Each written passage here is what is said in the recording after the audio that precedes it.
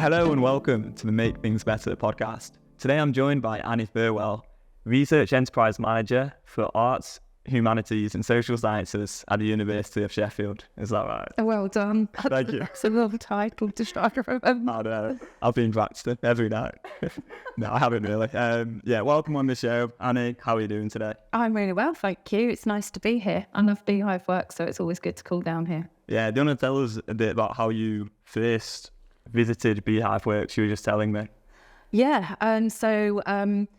within my role at the university, I've done some work with Hive IT. They've joined us on some projects to help some of our academics work through some digital solutions at various points throughout a project. So yeah, I've been a visitor here a couple of times, and it's always lovely to come down and see old Sheffield. Absolutely. Grade 2 listed building, very vintage Sheffield. So do you want to tell us how you ended up getting into doing what you're doing at the moment, a bit about your background and what you do now as well? Mm-hmm. Yeah, so I'm a design researcher. My background academically was across arts, humanities and social sciences, which is fortunate because they're the two faculties that I support now. I moved into working within the heritage museums and galleries sector because my academic background was various masters which were around research methodologies in social sciences and in heritage and in the arts. My PhD was around intangible cultural heritage, which is the stuff that goes on around the built heritage. So it's rituals, customs, the way people lived, the music. So it gives context to a building. So I always say, first and foremost, I'm a design researcher and I'm really interested in contextual methodologies. Yeah, amazing. And how does that experience that you have in all of those things that you just mentioned help what you do today? Yeah, so as I mentioned, I worked within the museum heritage and galleries sector, and what I was doing there was working with research first sort of museums and galleries. So it would be people like the Science Museum, the Wellcome Collection, for example, Tate. And what I was doing was often evaluating and looking at design research in that space. Sometimes it was ethnography, sometimes it was digital and online, but it was really understanding why people do what they do, how they do it, how it can be improved, and that kind of thing for those clients. And then I was offered the role at the university to look at research that was coming out of arts and humanities and social sciences and work with that research and those academics to work it up into being something out in the world that can be applied in a way that can benefit society, become a spin out or whatever that might be. Yeah, amazing. And so what do you think some of the challenges are that researchers may face when they are actually trying to create a tangible product or service that's actually going to have like an impact on the world? Yeah, that's a really good question. I think one of the biggest challenges is that the academics are that, first and foremost, they're academics. They sit and they conduct this really valuable research and their expertise grows around that particular area. They're not necessarily expected to know how to take that off into the world or even what it might become. It might not be something that's even been on their radar. I think one of the biggest challenges for them is that there hasn't always been that support or anyone kind of taking them through a process that might help them with those building blocks of taking their research from one space and then working through the process of taking it out or creating something that people can use or benefit from. So I think that's the biggest thing, that support isn't necessarily there for them. Yeah. There are programs that some of your listeners might know about, which are, accelerators and catalysts that are designed to I guess, create businesses from a very sort of low point and take them through that process. But in my experience, when I've supported academics on that programme, there's massive assumptions about what their level of understanding is about creating a business or a product or service. Those assumptions can be quite, I guess, demotivating for the academic that's taking part, because it's a very new language for them. It's a new way of thinking about their research.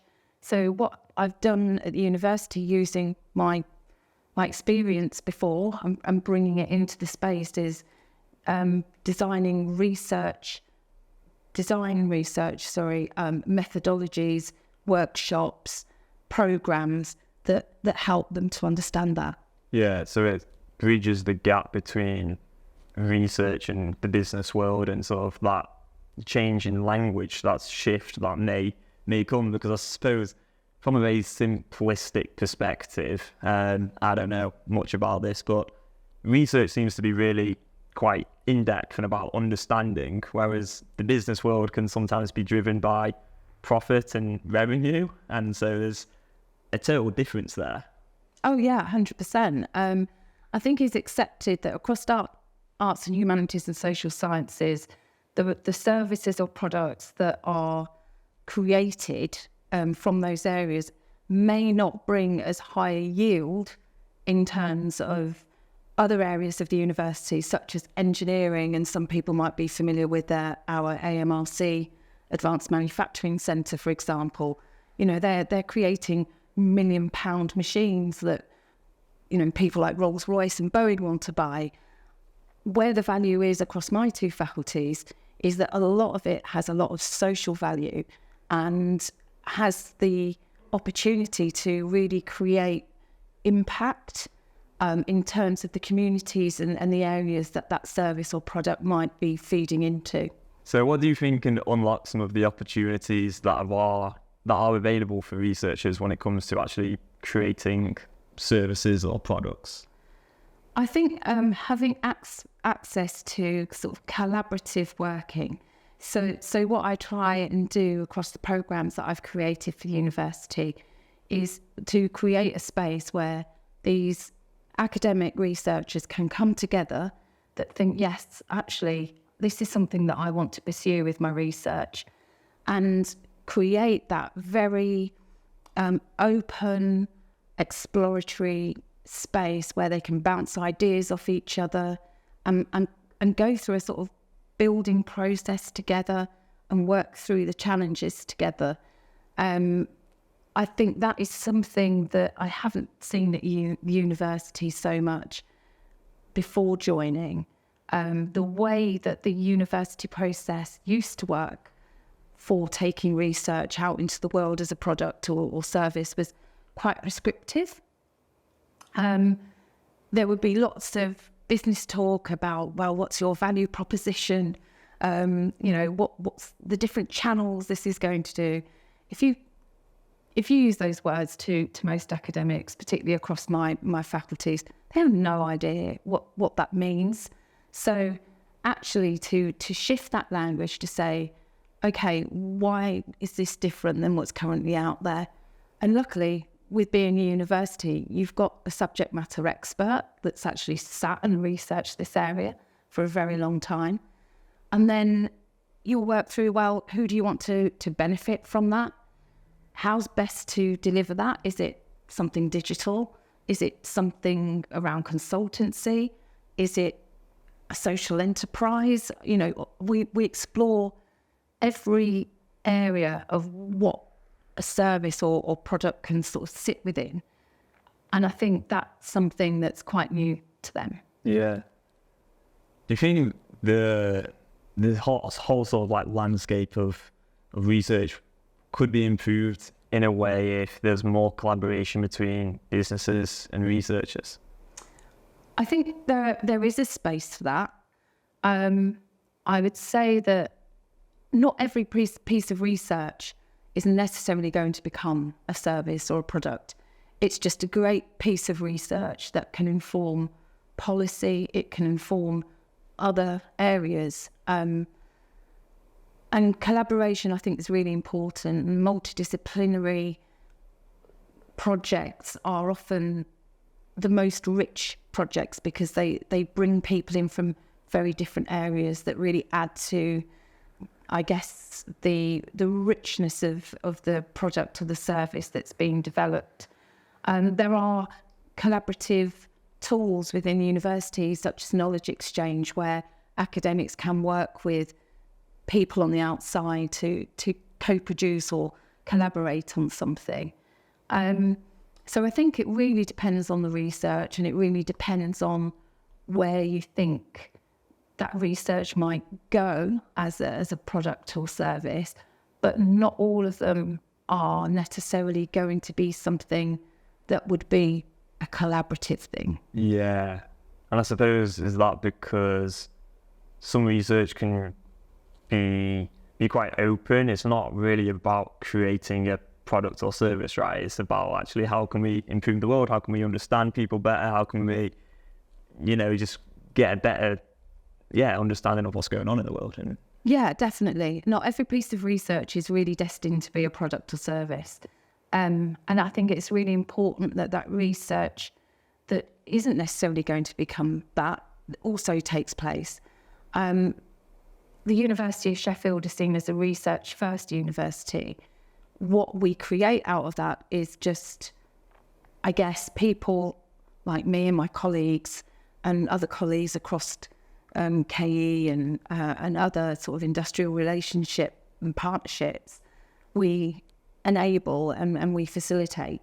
But I think the important thing is that the academic is able to really focus on what expert. Absolutely, yeah. Because without that really rigorous research and that really nuanced expertise, then we can't be producing stuff that might disrupt a market or might bring something of really high value to a community or an area or sector. Yeah, absolutely. And as I think you said, some of these researchers are spending like 10 plus years sort of studying a particular, very specific thing going on in the world and society. How do you think design thinking can influence academics and researchers? Where does that sort of play a part in all of this? Yeah, I think academics naturally have a design thinking brain, because obviously when they are designing their research, which one research piece might take them 4 years, for example, one research project. So they're having to map that out and what they hope the outcomes might be, or plan into their timeline, an outcome as something that's built into that. So I think they're already attuned to that way of thinking. I think design research and design thinking, when they're in a room and I'm talking to them about what we're trying to do, the penny really does drop with them, because across the two disciplines within which I work, and it being my background, contextual methodologies are a natural thing for them. I think understanding who you're there to benefit is a natural thing for them. I think most of it is around building what that thing, the thinginess of it, if you like, might be. There was a bit of a fad with lots of people coming to me going, I had this idea for an app. And then what was the app for? It's for people that suffer with dementia. And okay, so then I asked them, what is the digital literacy of the people that you're hoping will use this app? What setting are they in? Do they have access to Wi-Fi? Do they even have a smartphone? And then when you will ask questions like this, rather than sitting in front of them and saying, this is design thinking, this is, design research, you're posing those questions to them the other way around. You help them figure things out for themselves that way. Yeah. And that's a really interesting point, because it can be easy to think of ideas and it may appear at first quite almost glamorous in a way, like an app that helps people with dementia. It sounds attractive. It sounds, that's quite exciting. But then when you actually kind of deep it and you understand it, who are you trying to serve here? You're going to come up with all kinds of problems and different ways of thinking about it. Yeah. So sometimes I have to kind of, I guess, unengineer what they think their idea might be. But the fact they've even got an idea, I think, is a really positive thing. And the fact that they're coming to me and saying, I want this to go out into the world, I just think, yeah, that's a win already, that I've got an academic researcher that wants to go out and do something with this really incredible piece of work that they've done. So I'm happy to disassemble their ideas with them and then reassemble them in a way and go through that process with them that might make sense to the end user or the intermediary user or whoever it might be. Yeah, I love that. That must be really useful to them as well. So when you're working with academics, is there any sort of buzzwords that maybe come from the business world which you have a slightly different opinion on? Yeah, because I mean, usually a lot of them that have this idea of taking their research out into a space may have kind of scanned, those sort of business terminologies, trying to sort of get their head around it. I think one of the ones that I'm slightly allergic to is when people come to me and talk about lean, like development. I know it's a really highly popular way of developing a product or service, and it's been used very successfully in some places. I can't say that it's a methodology that I'm particularly keen on, simply because I just think it's a bit of a waste of the designer's time and the user of the first iteration's time as well. How many people are you putting off that product by sending out perhaps a product that's not been fully thought through?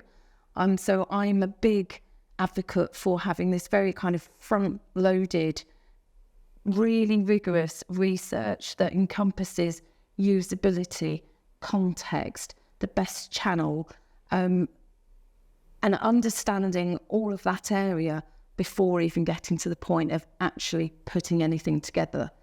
That makes me think about sustainability has been on my mind quite a lot lately, and being really, really lean can actually be really bad for the environment as well. I agree, yeah. But also I think it could be potentially quite demotivating, for designers as well. I think if they're given that space to really sit and unpack what a product should be and its most convenient use and ease of use for someone at that end point, then I think they probably feel a lot more fulfilled in their job if they know that they've not just quickly put something together, get it out there, let's see if it works or not. No, it doesn't work, send it back.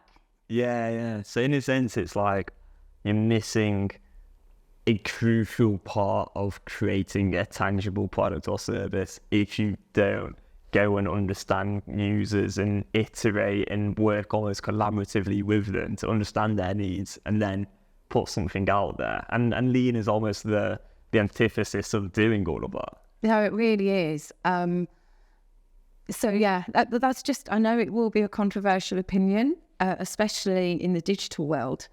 But I've seen a lot of startups who, have launched with great intentions, probably a great idea for a product or business, but then it does fail. But they have spent an awful lot of money in that failure, and a lot of people's time and maybe just a little bit of their soul. Their soul, yes. Yeah. Well, that's a really interesting opinion. Thank you for sharing that with us. Was there anything else at all that you wanted to get across in this podcast? No, not really, other than that the University of Sheffield is open to collaborating with people. We're always looking for communities to test prototypes, to go out and do pilots with. And arts, humanities and social sciences is a really broad church. I mean, I look after everything from volcano sensors that are going down to South America, right through to sexual psychologists. Wow. So everything in between, with someone perhaps to get in touch with. And if you're a business, digital business or otherwise, and then, we're very open to those partnerships and collaborations. Yeah, amazing. So the final question, thanks so much again for coming on the podcast. It's been really interesting. And this one's a really broad question, so you can interpret it however you like. So the question we ask every guest, what can people do to make things better? I guess in my field, I think more institutions should open their hearts and minds to adopting design thinking methodologies, in helping academics who are at a very, very early point in their sort of ideation process, and helping them through that, so that when they do go to a catalyst or an accelerator program on the outside of the university, they've just got much more clarity about what they want to do, and also understand some of that business speak that inevitably feeds into it. And to make things better, as a Sheffield United season ticket holder, if this is going out after the Manchester United game on Saturday, I'd like them to win a game this season. Well, I've not told you this yet, but I am a Sheffield Wednesday fan. So I can't say I vouch for the final part of that answer. But everything else... You're doing about as well as we are. Maybe. Oh, we're doing worse. A lot worse, honestly. That's why I can be more cheeky, because it's we're bottom of the Championship. I mean, right now I'd love to be bottom of the Premier League, put it that way. But yeah, all right, thanks so much for coming on once again. Where can people find you if they want to learn more about everything that you do? Yeah, so if you Google my name and the University of Sheffield, I'm sure it will come up. I'm on LinkedIn if anyone wants to connect with me on LinkedIn, or I will be at matches crying into my pie. Love that.